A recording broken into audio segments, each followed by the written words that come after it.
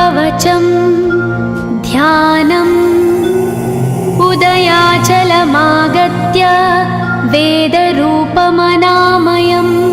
तुष्टावपरया भक्ता वालखिल्यादिभिर्वृतं देवसुरैः सदा वन्द्यं ग्रहैश्च परिवेष्टितं ध्यायन् स्तवन् पठन् नाम यः सूर्यकवचं सदा।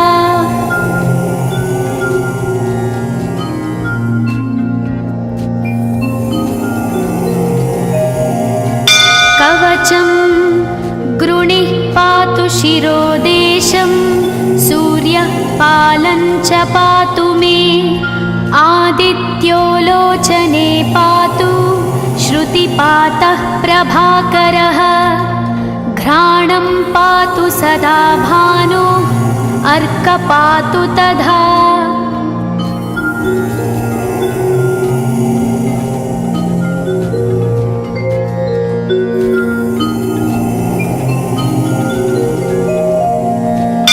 जिह्वं पातु जगन्नाथः कण्ठं पातु विभावसु स्कन्धौ ग्रहपतिः पातु भुजौ पातु प्रभाकरः अहस्करः पातु हस्तौ हृदयं पातु भानुमान्।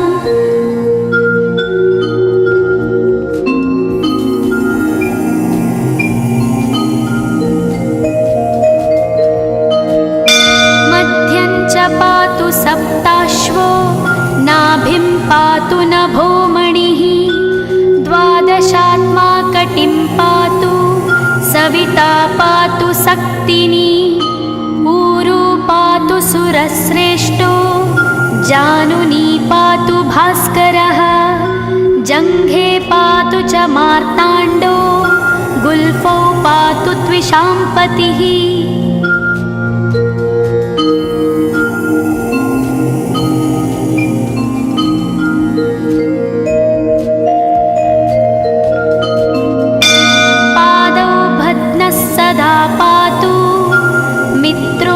सकलं वपुः वेदत्रयात्मकस्वामिन् नारायण जगत्पते आयतयामं तं कञ्ची द्वेदरूपः प्रभाकरः स्तोत्रेणानेन सन्तुष्टो वालखिल्यादिभिर्वृतः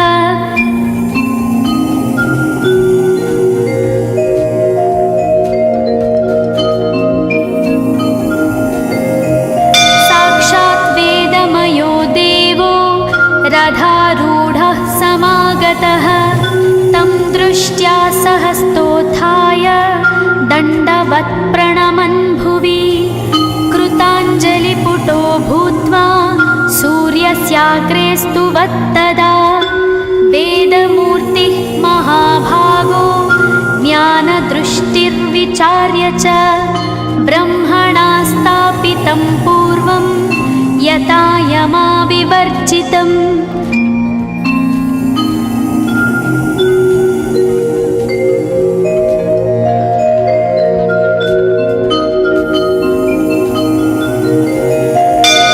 सत्त्वप्रधानं शुक्लाख्यं वेदरूपमनामयं शब्दब्रह्ममयं वेदं सत्कर्म ब्रह्मवाचकम् मुनिमध्यापयामास प्रथमं सविता स्वयं तेन प्रथमदत्तेन वेदेन परमेश्वरः यज्ञवल्क्यो मुनिश्रेष्ठः कृतकृत्यो भवत्तदा।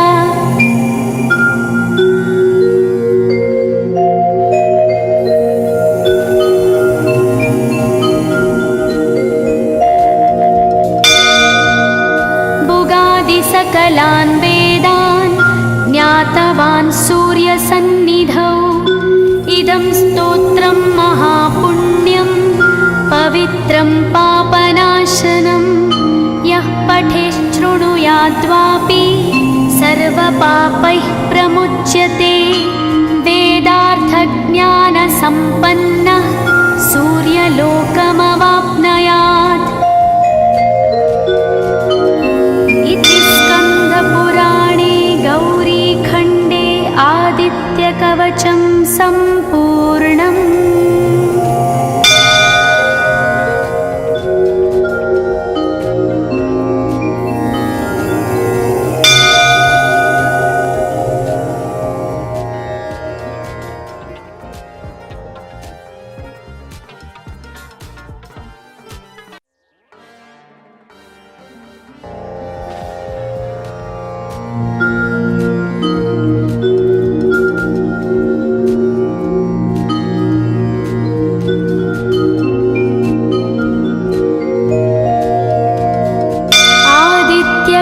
कवचं ध्यानम् उदयाचलमागत्य वेदरूपमनामयं तुष्टावपरया भक्ता वालखिल्यादिभिर्वृतं देवसुरैः सदा वन्द्यं ग्रहैश्च परिवेष्टितं ध्यायन् स्तवन् पठन् नाम यः सूर्यकवचं सदा।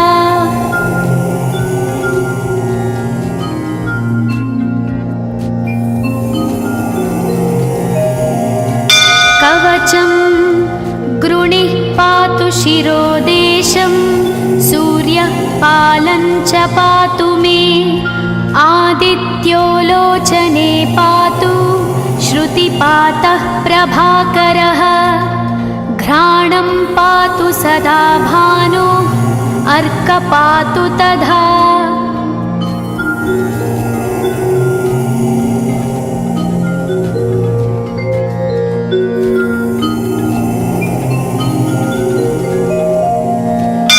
जिह्वं पातु जगन्नाथः कण्ठं पातु विभावसु स्कन्धौ ग्रहपतिः पातु भुजौ पातु प्रभाकरः अहस्करः पातु हस्तौ हृदयं पातु भानुमान्।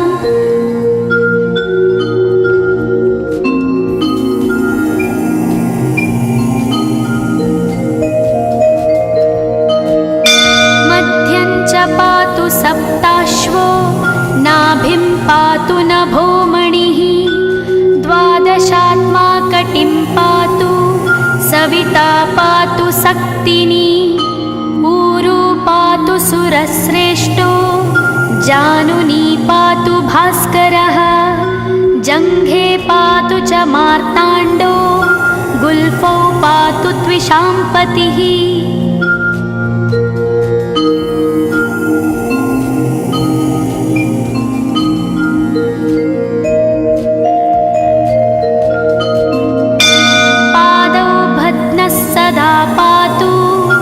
मित्रोऽपि सकलं वपुः वेदत्रयात्मकः स्वामिन् नारायण जगत्पते आयतयामं तं कञ्चि द्वेदरूपः प्रभाकरः स्तोत्रेणानेन सन्तुष्टो वालखिल्यादिभिर्वृतः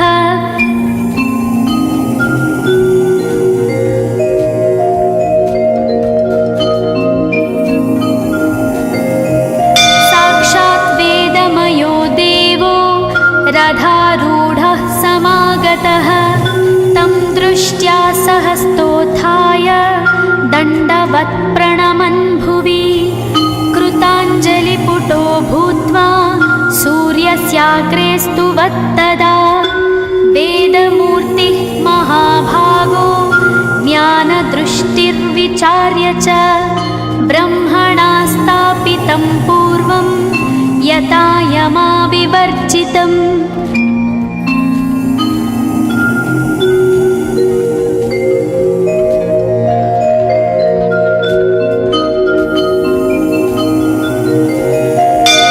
सत्त्वप्रधानं शुक्लाख्यं वेदरूपमनामयं शब्दब्रह्ममयं वेदं सत्कर्म ब्रह्मवाचकम् मुनिमध्यापयामास प्रथमं सविता स्वयं तेन प्रथमदत्तेन वेदेन परमेश्वरः यज्ञवल्क्यो मुनिश्रेष्ठः कृतकृत्यो भवत्तदा।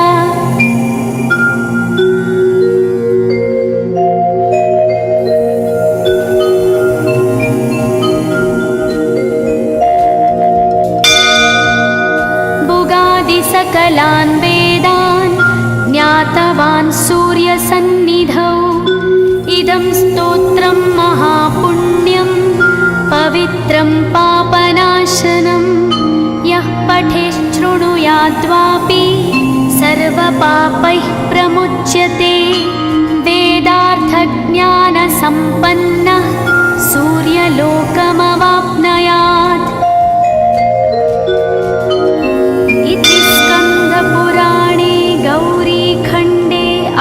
आदित्यकवचं सम्पूर्णम्।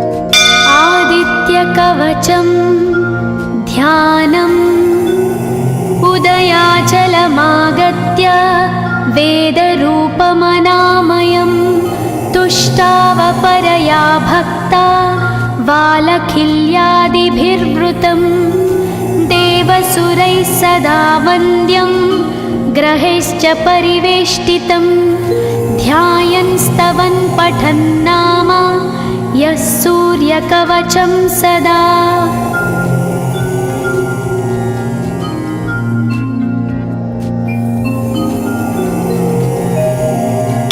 कवचं गृणिः पातु शिरोदेशं सूर्यः पालं च पातु मे आदित्यो लोचने पातु श्रुतिपातः प्रभाकरः घ्राणं पातु सदा भानो अर्क पातु तथा।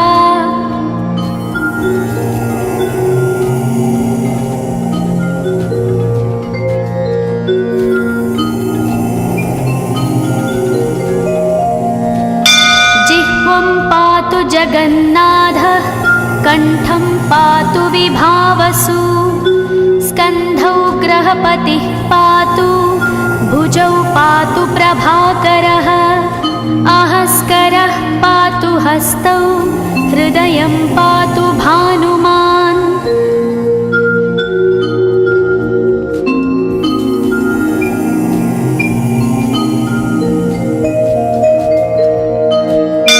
मध्यं च पातु सप्ताश्वो नाभिं पातु नभोमणिः द्वादशात्मा कटिं पातु सविता पातु सक्तिनी ऊरू पातु सुरश्रेष्ठो जानुनी पातु भास्करः जङ्घे पातु च मार्ताण्डो गुल्फौ पातु त्विषाम्पतिः।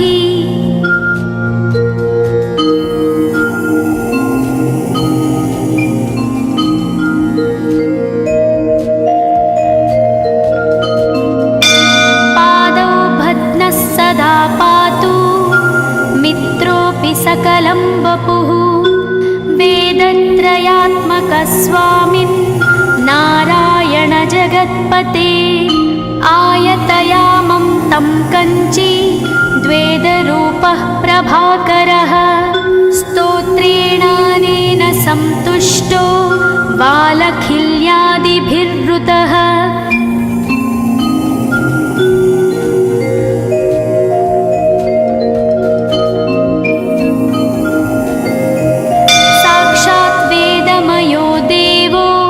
रथारूढः समागतः तं दृष्ट्या सहस्तोत्थाय दण्डवत् प्रणमन् भुवि कृताञ्जलिपुटो भूत्वा सूर्यस्याग्रे स्तुवत्तदा वेदमूर्तिः महाभागो ज्ञानदृष्टिर्विचार्य च ब्रह्मणा स्थापितं पूर्वं यथा यमाविवर्जितम्।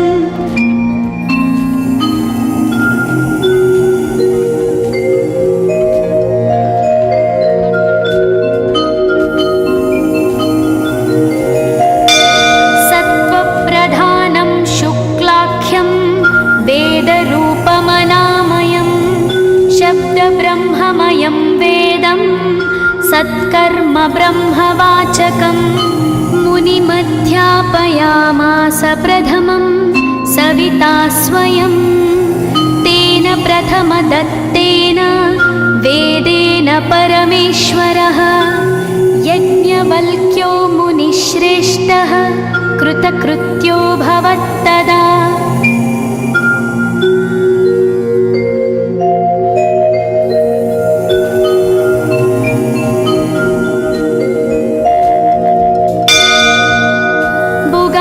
सकलान् वेदान् ज्ञातवान् सूर्यसन्निधौ। इदं स्तोत्रं महापुण्यं पवित्रं पापनाशनं। यः पठेच्छृणुयाद्वापि सर्वपापैः प्रमुच्यते। वेदार्थज्ञानसम्पन्नः सूर्यलोकमवाप्नुयात्। पुराणे गौरीखण्डे आदित्यकवचं सम्पूर्णम्।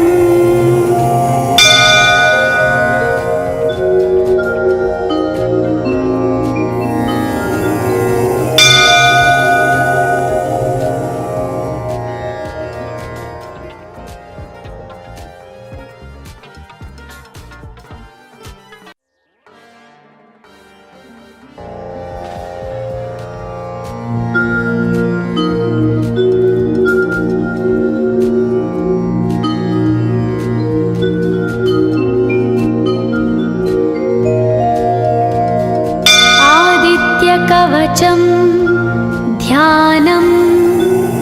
उदयाचलमागत्य वेदरूपमनामयं। तुष्टावपरया भक्ता वालखिल्यादिभिर्वृतं। देवसुरैः सदा वन्द्यं ग्रहैश्च परिवेष्टितं। ध्यायन् स्तवन् पठन् नाम यः सूर्यकवचं सदा।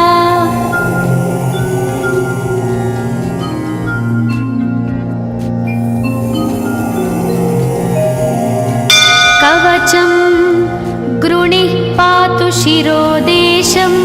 सूर्यः पालं च पातु मे। आदित्यो लोचने पातु श्रुतिपातः प्रभाकरः।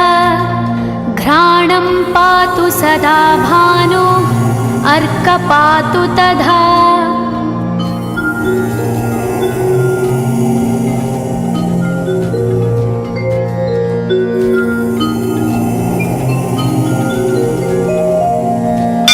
जिह्वं पातु जगन्नाथः कण्ठं पातु विभावसु।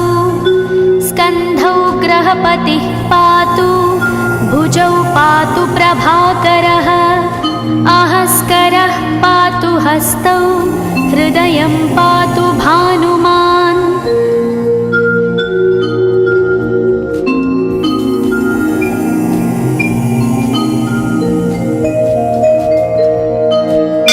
मध्यं च पातु सप्ताश्वो नाभिं पातु नभोमणिः।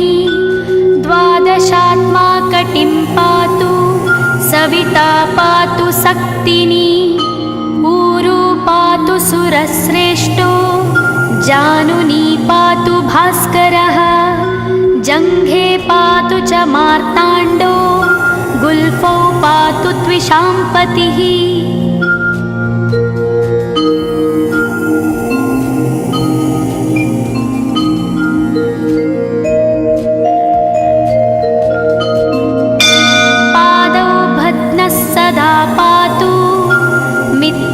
सकलं वपुः वेदत्रयात्मकस्वामिन् नारायण जगत्पते। आयतयामं तं कञ्ची द्वेदरूपः प्रभाकरः। स्तोत्रेणानेन सन्तुष्टो वालखिल्यादिभिर्वृतः।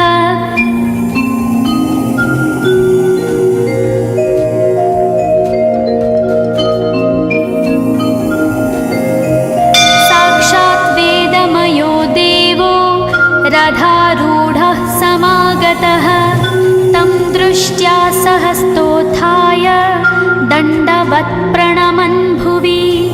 कृताञ्जलिपुटो भूत्वा सूर्यस्याग्रे स्तुवत्तदा। वेदमूर्तिः महाभागो ज्ञानदृष्टिर्विचार्य च ब्रह्मण तं पूर्वं यथा यमाविवर्जितम्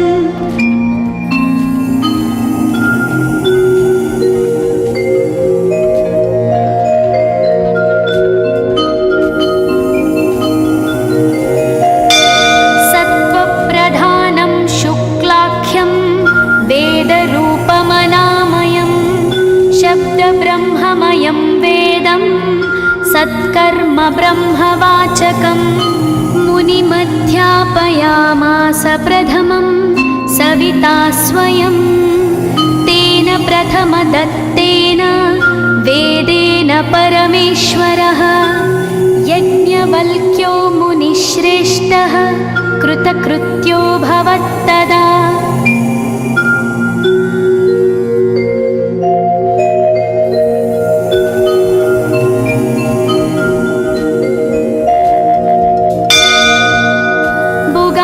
सकलान् वेदान् ज्ञातवान् सूर्यसन्निधौ इदं स्तोत्रं महापुण्यं पवित्रं पापनाशनं यः पठेच्छृणुयाद्वापि सर्वपापैः प्रमुच्यते वेदार्थज्ञानसम्पन्नः सूर्यलोकमवाप्नुयात् स्कन्दपुराणे गौरीखण्डे आदित्यकवचं सम्पूर्णम्।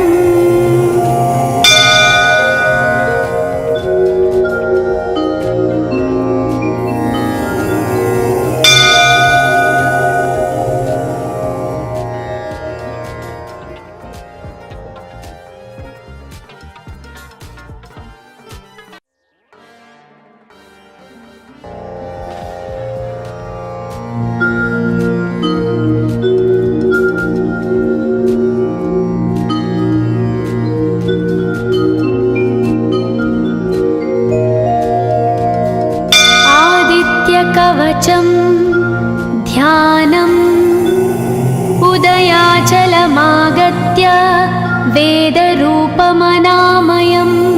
तुष्टावपरया भक्ता वालखिल्यादिभिर्वृतं देवसुरैः सदा वन्द्यं ग्रहैश्च परिवेष्टितं ध्यायन् स्तवन् पठन् नाम यः सूर्यकवचं सदा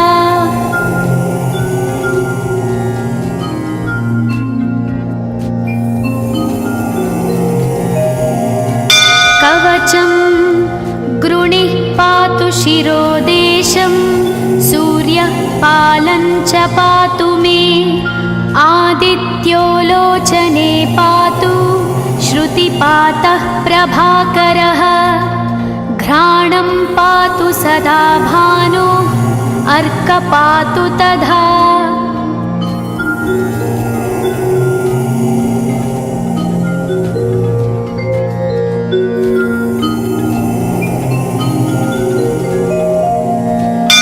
जिह्वं पातु जगन्नाथः कण्ठं पातु विभावसु स्कन्धौ ग्रहपतिः पातु भुजौ पातु प्रभाकरः अहस्करः पातु हस्तौ हृदयं पातु भानुमान्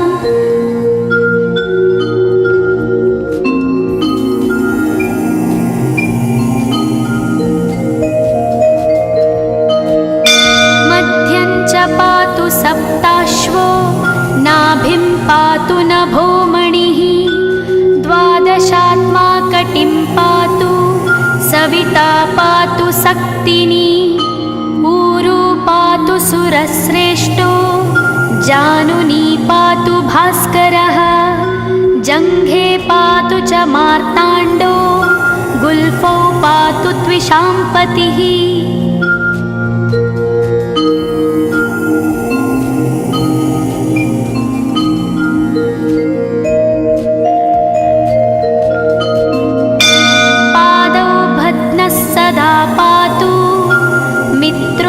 सकलं वपुः वेदत्रयात्मकस्वामिन् नारायण जगत्पते आयतयामं हस्तं कञ्ची द्वेदरूपः प्रभाकरः स्तोत्रेणानेन सन्तुष्टो वालखिल्यादिभिर्वृतः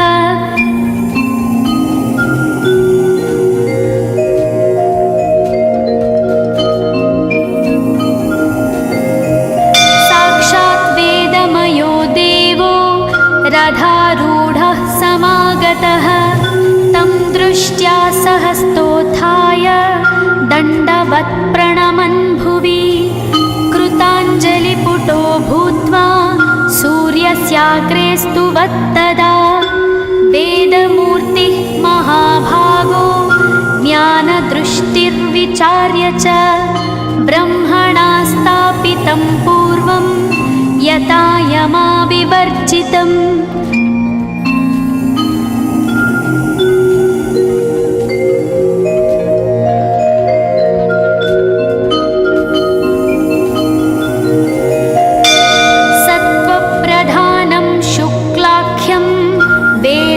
वेदरूपमनामयं शब्दब्रह्ममयं वेदं सत्कर्म ब्रह्मवाचकं मुनिमध्यापयामास प्रथमं सविता स्वयं तेन प्रथमदत्तेन वेदेन परमेश्वरः यज्ञवल्क्यो मुनिश्रेष्ठः कृतकृत्यो भवत्तदा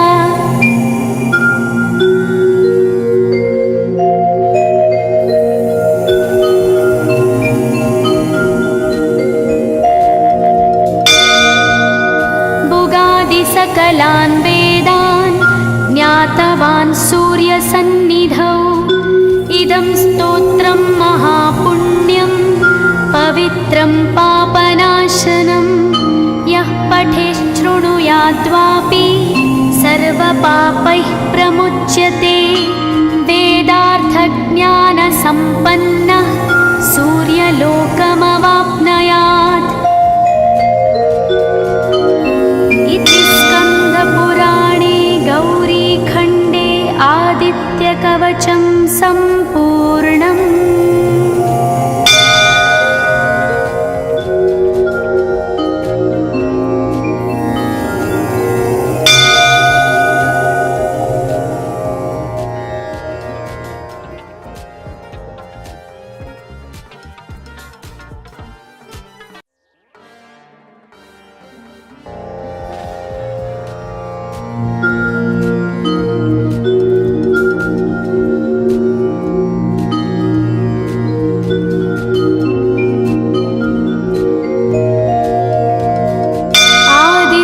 कवचं ध्यानम् उदयाचलमागत्य वेदरूपमनामयं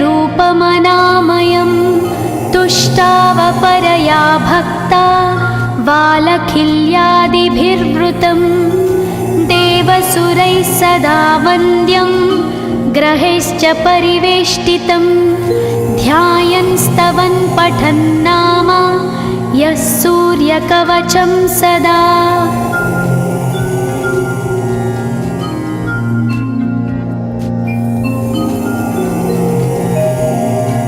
कवचं गृणिः पातु शिरोदेशं सूर्यः पालं च पातु मे आदित्यो लोचने पातु श्रुतिपातः प्रभाकरः घ्राणं पातु सदा भानो अर्क पातु तथा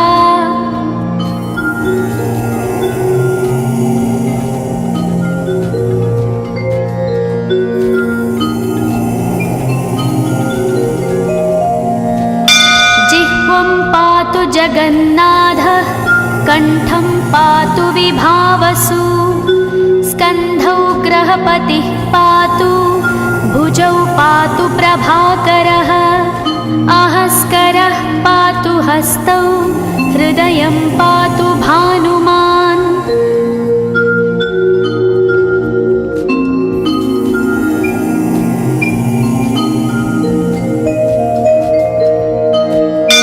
मध्यं च पातु सप्ताश्वो नाभिं पातु नभोमणिः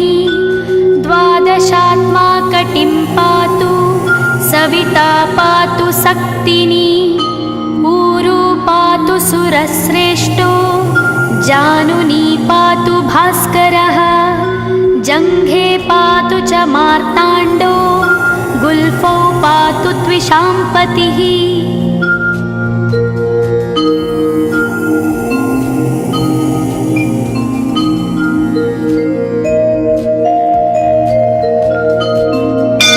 पादौ भद्नः सदा पातु मित्रोऽपि सकलं वपुः वेदत्रयात्मकः स्वामिन् नारायण जगत्पते आयतयामं तं कञ्ची द्वेदरूपः प्रभाकरः स्तोत्रेणानेन सन्तुष्टो बालखिल्यादिभिर्वृतः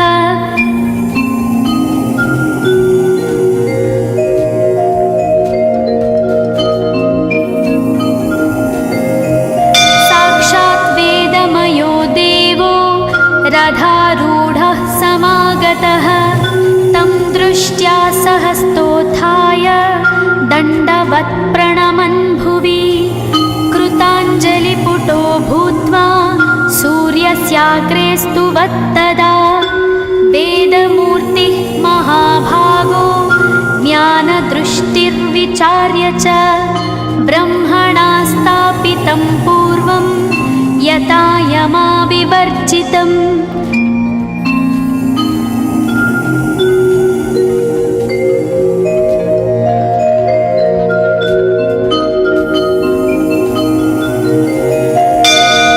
सत्त्वप्रधानं शुक्लाख्यं वेदरूपमनामयं शब्दब्रह्ममयं वेदं सत्कर्म ब्रह्मवाचकम् मुनिमध्यापयामास प्रथमं सविता स्वयं तेन प्रथमदत्तेन वेदेन परमेश्वरः यज्ञवल्क्यो मुनिश्रेष्ठः कृतकृत्यो भवत्तदा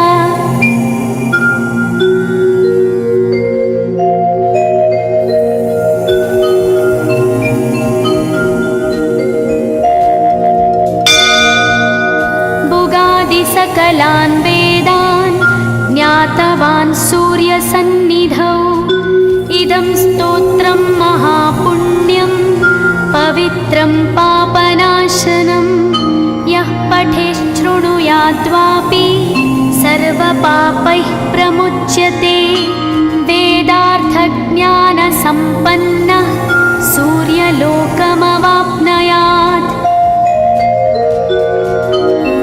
इति स्कन्दपुराणे गौरीखण्डे आदित्यकवचं सम्पूर्णम्।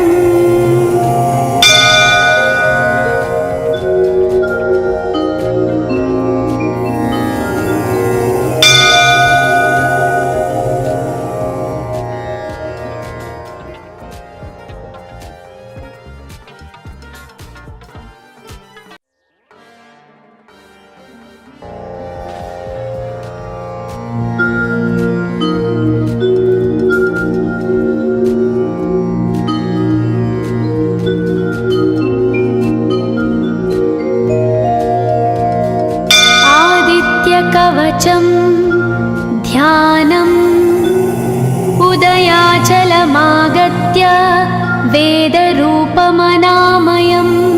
तुष्टावपरया भक्ता बालखिल्यादिभिर्वृतं देवसुरैः सदा वन्द्यं ग्रहैश्च परिवेष्टितं ध्यायन् स्तवन् पठन् नाम यः सूर्यकवचं सदा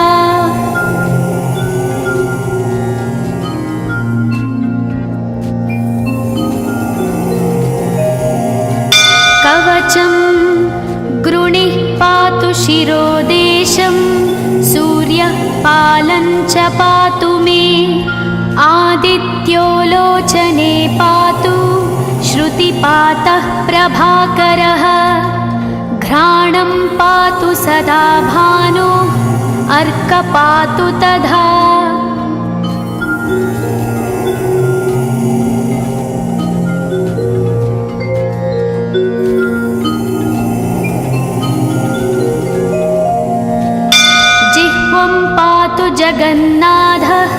कण्ठं पातु विभावसु स्कन्धौ ग्रहपतिः पातु भुजौ पातु प्रभाकरः आहस्करः पातु हस्तौ हृदयं पातु भानुमान्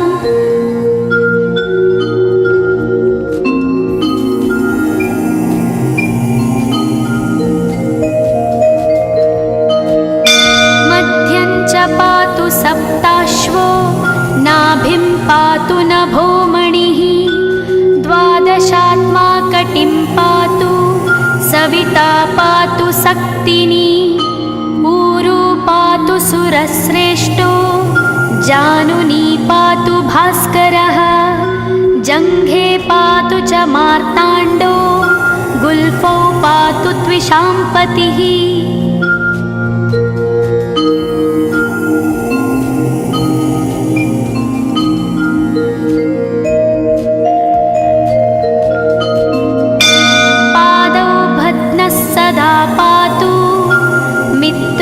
सकलं वपुः वेदत्रयात्मकस्वामिन् नारायण जगत्पते आयतयामं तं कञ्ची द्वेदरूपः प्रभाकरः स्तोत्रेणानेन सन्तुष्टो बालखिल्यादिभिर्वृतः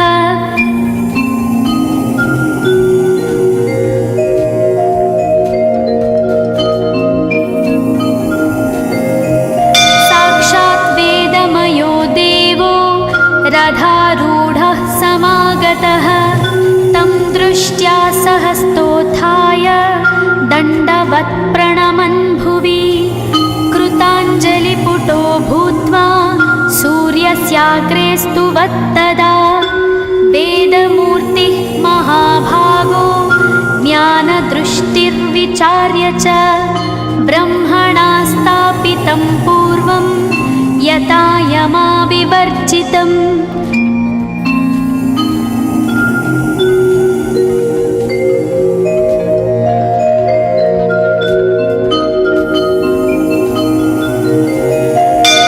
सत्त्वप्रधानं शुक्लाख्यं वेदरूपमनामयं शब्दब्रह्ममयं वेदं सत्कर्म ब्रह्मवाचकम् मुनिमध्यापयामास प्रथमं सविता स्वयं तेन प्रथमदत्तेन वेदेन परमेश्वरः यज्ञवल्क्यो मुनिश्रेष्ठः कृतकृत्यो भवत्तदा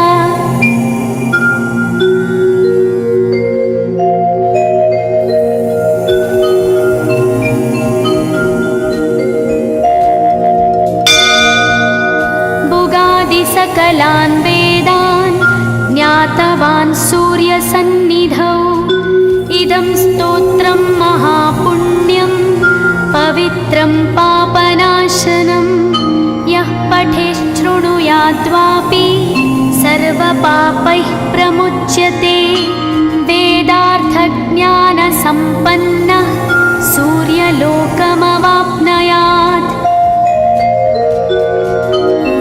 इति स्कन्दपुराणे गौरीखण्डे आदित्यकवचं सम्पूर्णम्।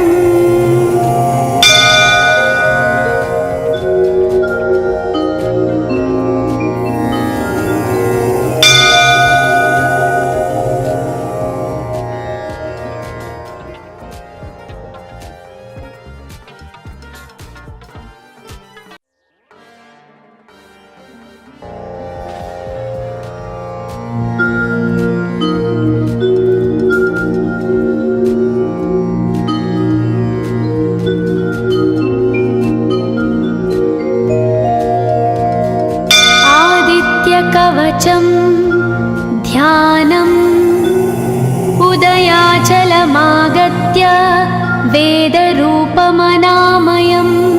तुष्टावपरया भक्ता बालखिल्यादिभिर्वृतं देवसुरैः सदा वन्द्यं ग्रहैश्च परिवेष्टितं ध्यायन् स्तवन् पठन् नाम यः सूर्यकवचं सदा।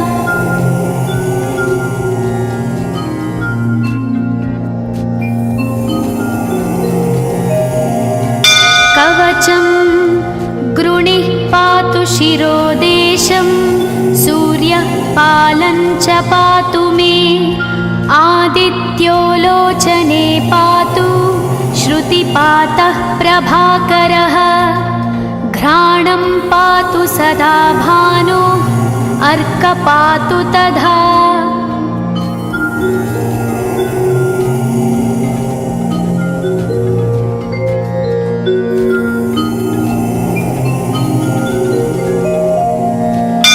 जिह्वं पातु जगन्नाथः, कण्ठं पातु विभावसु। स्कन्धौ ग्रहपतिः पातु, भुजौ पातु प्रभाकरः। अहस्करः पातु हस्तौ, हृदयं पातु भानुमान्।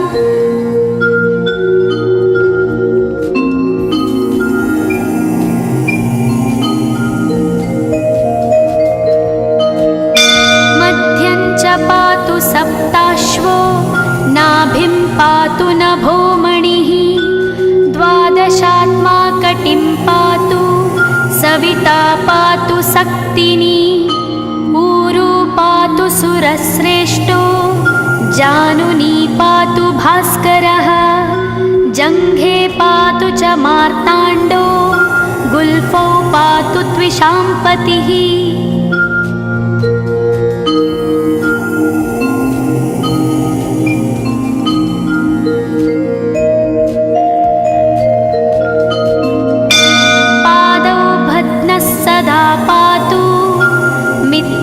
सकलं वपुः, वेदत्रयात्मकस्वामिन् नारायण जगत्पते। आयतयामं तं कञ्ची, द्वेदरूपः प्रभाकरः। स्तोत्रेणानेन सन्तुष्टो, वालखिल्यादिभिर्वृतः।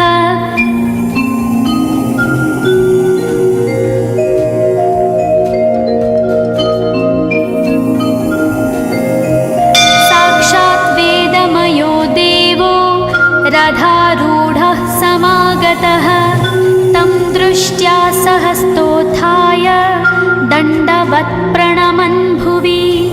कृताञ्जलिपुटो भूत्वा, सूर्यस्याग्रे स्तुवत्तदा। वेदमूर्तिः महाभागो, ज्ञानदृष्टिर्विचार्य च। ब्रह्मणा स्थापितं पूर्वं, यथा यमाविवर्जितम्।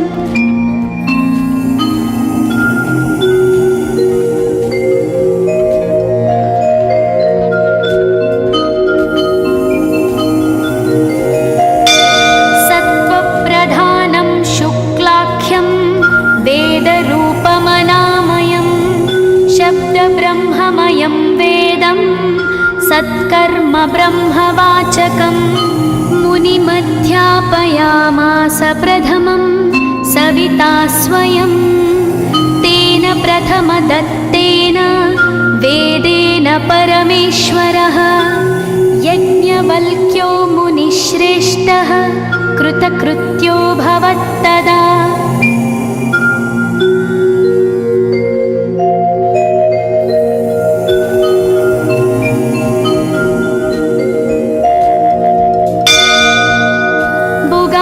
सकलान् वेदान्, ज्ञातवान् सूर्यसन्निधौ।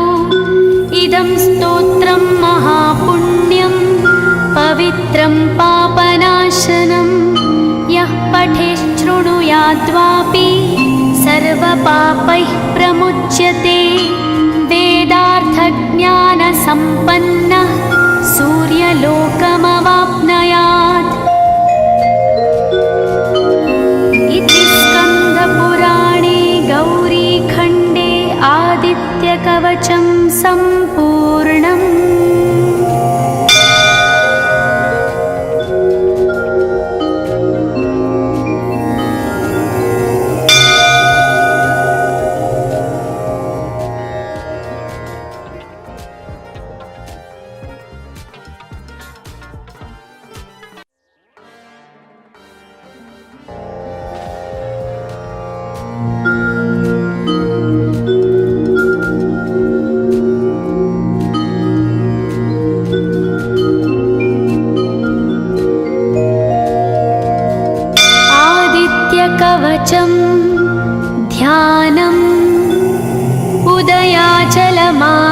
आदित्य वेदरूपमनामयं तुष्टावपरया भक्ता वालखिल्यादिभिर्वृतं देवसुरैः सदा वन्द्यं ग्रहैश्च परिवेष्टितं ध्यायन् स्तवन् पठन् नाम यः सूर्यकवचं सदा।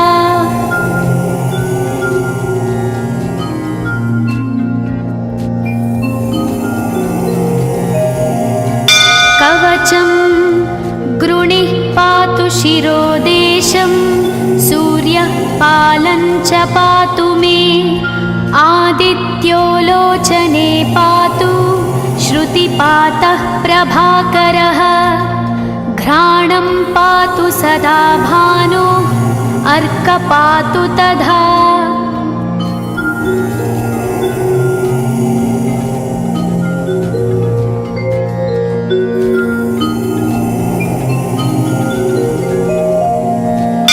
जिह्वं पातु जगन्नाथः कण्ठं पातु विभावसु स्कन्धौ ग्रहपतिः पातु भुजौ पातु प्रभाकरः अहस्करः पातु हस्तौ हृदयं पातु भानुमान्।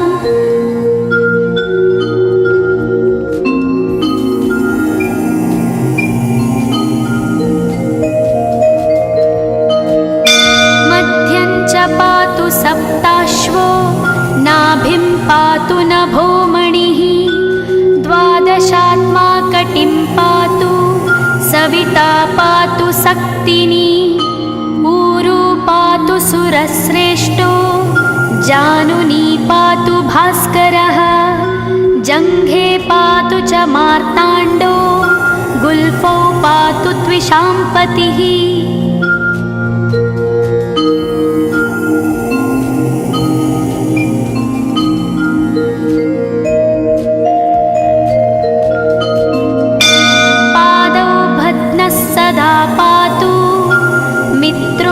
सकलं वपुः वेदत्रयात्मकस्वामिन् नारायण जगत्पते आयतयामं तं कञ्ची द्वेदरूपः प्रभाकरः स्तोत्रेणानेन सन्तुष्टो वालखिल्यादिभिर्वृतः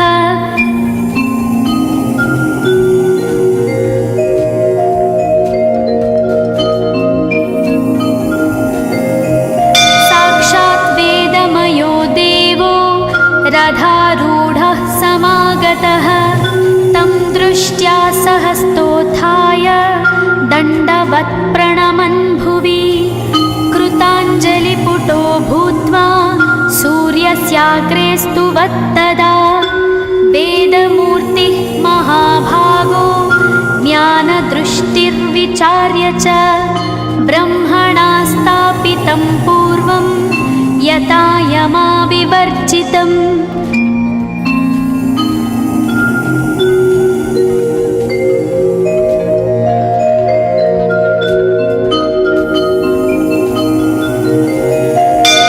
सत्त्वप्रधानं शुक्लाख्यं वेदरूपमनामयं शब्दब्रह्ममयं वेदं सत्कर्म ब्रह्मवाचकम् मुनिमध्यापयामास प्रथमं सविता स्वयं तेन प्रथमदत्तेन वेदेन परमेश्वरः यज्ञवल्क्यो मुनिश्रेष्ठः कृतकृत्यो भवत्तदा।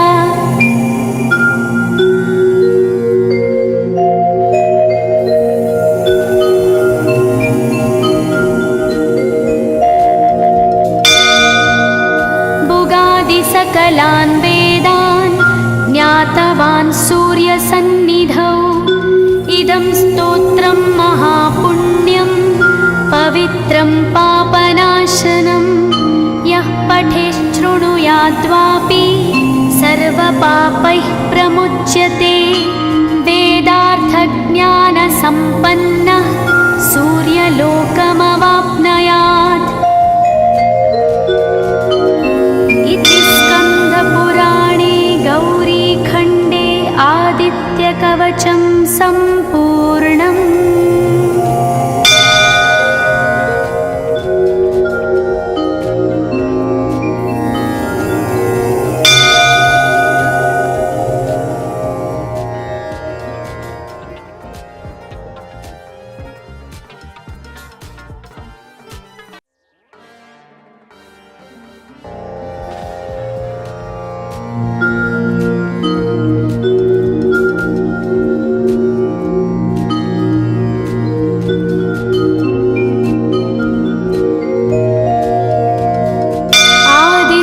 कवचं ध्यानम् उदयाचलमागत्य वेदरूपमनामयं तुष्टावपरया भक्ता वालखिल्यादिभिर्वृतं देवसुरैः सदा वन्द्यं ग्रहैश्च परिवेष्टितं ध्यायन् स्तवन् पठन् नाम यः सूर्यकवचं सदा।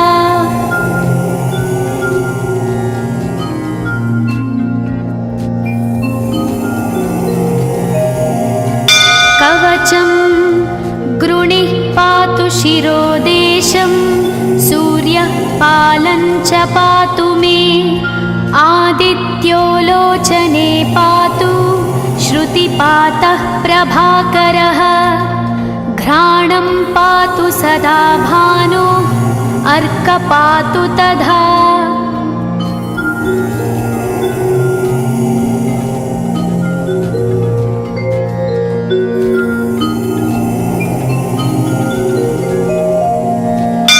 जिह्वं पातु जगन्नाथः कण्ठं पातु विभावसु स्कन्धौ ग्रहपतिः पातु भुजौ पातु प्रभाकरः अहस्करः पातु हस्तौ हृदयं पातु भानुमान्।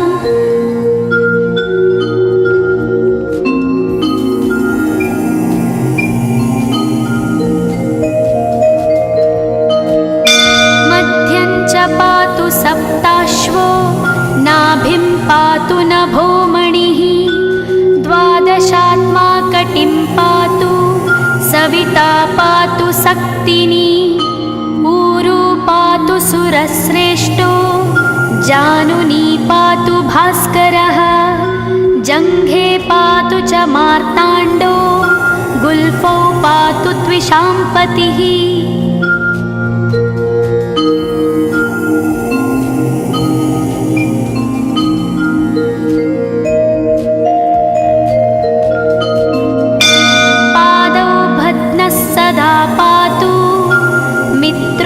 सकलं वपुः वेदत्रयात्मकस्वामिन् नारायण जगत्पते आयतयामं तं कञ्ची द्वेदरूपः प्रभाकरः स्तोत्रेणानेन सन्तुष्टो वालखिल्यादिभिर्वृतः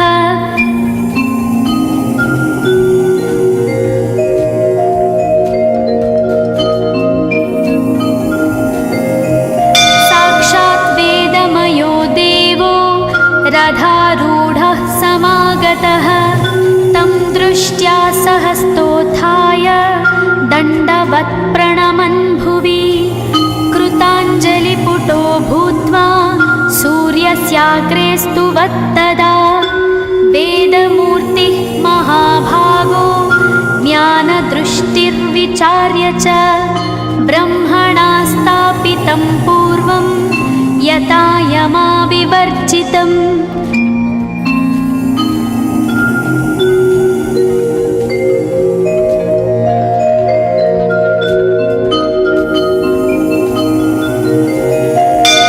सत्त्वप्रधानं शुक्लाख्यं वेदरूपमनामयं शब्दब्रह्ममयं वेदं सत्कर्म ब्रह्मवाचकम् मुनिमध्यापयामास प्रथमं सविता स्वयं तेन प्रथमदत्तेन वेदेन परमेश्वरः यज्ञवल्क्यो मुनिश्रेष्ठः कृतकृत्यो भवत्तदा।